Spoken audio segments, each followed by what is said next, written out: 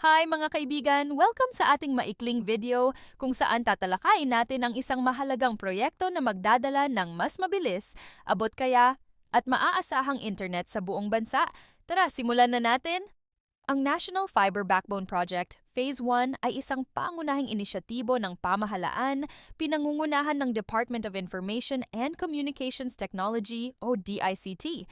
Layunin nitong pag-andahin ang ating digital infrastructure sa pamamagitan ng pagpapalawak ng fiber optic network na magkokonekta sa Luzon, Visayas at Mindanao. Pero ano nga ba ang benepisyo nito sa bawat Pilipino? Alamin natin! Ang Phase 1 ng proyektong ito ay naglalaman ng 1,345 kilometrong fiber optic network na magkokonekta sa Lawag, Ilocos Norte hanggang Roces, Quezon City.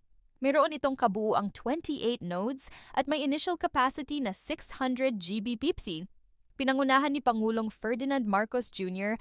ang opisyal na paglulunsad ng proyekto noong Abril 19, 2024. Kasama ang DICT Secretary na si Ivan John Uy.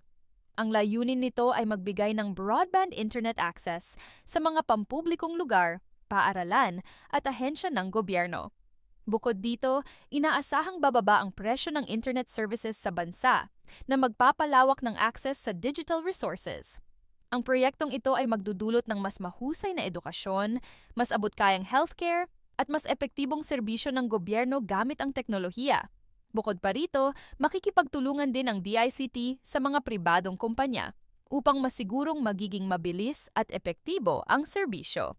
At iyan ang lahat tungkol sa National Fiber Backbone Project, Phase 1, isang napakalaking hakbang para sa mas maunlad na digital na Pilipinas.